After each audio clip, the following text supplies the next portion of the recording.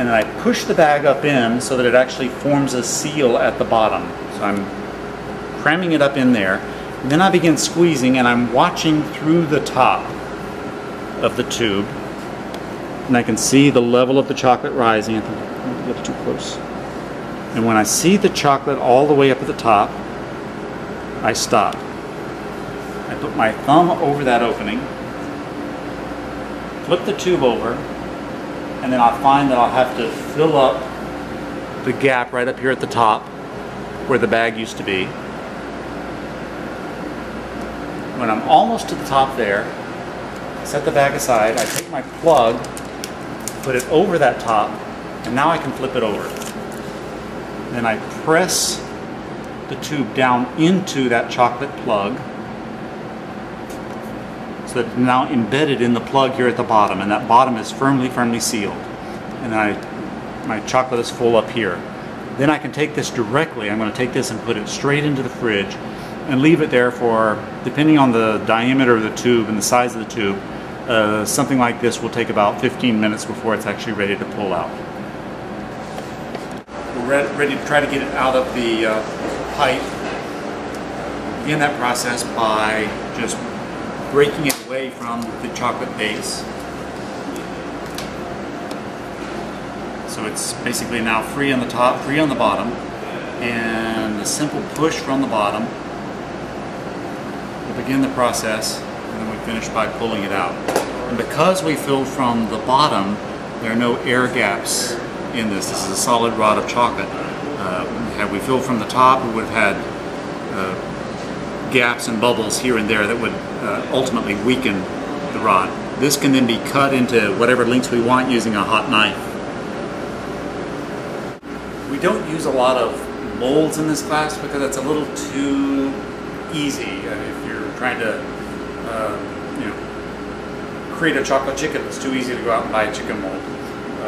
There are ways that you can actually sort of improvise your own molds, and I totally encourage that sort of experimentation. Some are very intuitive, some are not so intuitive. We talked earlier about using found objects, found plastic objects to create molds. I'm not going to actually demonstrate that, but let me just explain how this works. If I were to use this as a chocolate mold, then I could pour tempered chocolate into this. It's a process very similar to the one we use for creating our molded chocolate candies. I could fill this with tempered chocolate, swirl it around so that the entire inside gets coated with chocolate, and then I could tip it over, tapping lightly, not nearly as heavily as we did the candy molds. I could then put a piece of Velcro on the bottom of this and stick it up under the table because I want this to dry upside down. When we were making our molded chocolate candies, we turned them back over this way because we actually wanted the lip around the cavity to be thin. We wanted the chocolate there to sort of fall back in and create a very thin lip. But that's only for the candies. If you're actually going to, for instance, create this shape out of chocolate, you want the opposite. You want the actual lip to be thick, otherwise it becomes very fragile. The way you get that is by allowing it to dry upside down so that the chocolate there at the edge isn't pulled back down in by gravity and it remains thick. So I would attach a tab of Velcro here, do my coating of chocolate on the inside, tap out most of the excess, and then stick it up here under the table like I did the balloon and allow it to begin to dry that way. A shape about this size would really need 2 coats though in order to be able to survive the unmolding process. 1 coat would be too fragile and it would break in trying to get it out. So I would, once that first coat has begun to dry, in other words when it's dull in appearance all over, I would then fill it with a second coat of chocolate, tap that out as well, and put it back up under again.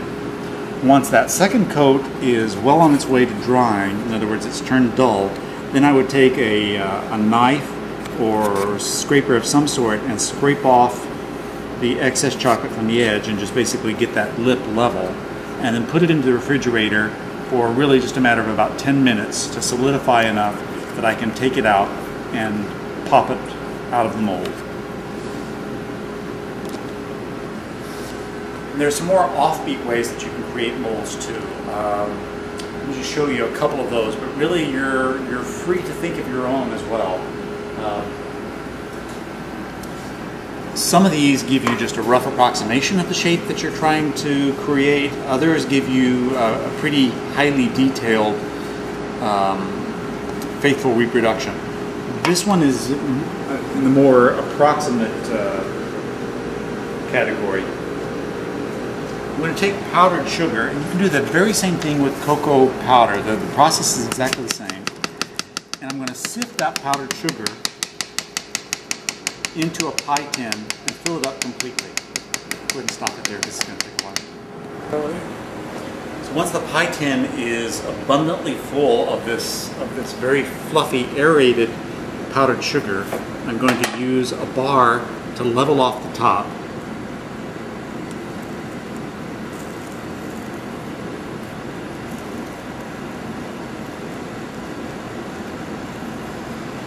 And create a flat bed of this fluffy sugar. Now, suppose I want to create this shape. The idea then is going to be to press this shape into the fluffy sugar to create an impression. I've got a little tab of Velcro on the back to hold on to into the sugar.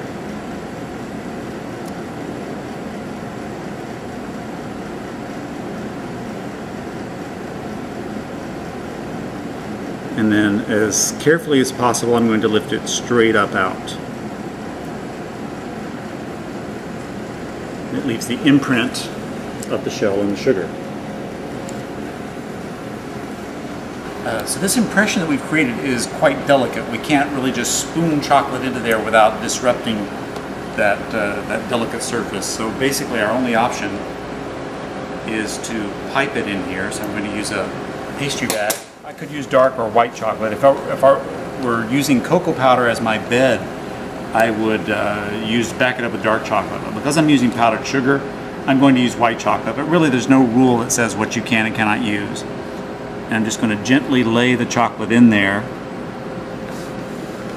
not letting it fall too far, and certainly not digging the tip of my pastry bag into the sugar.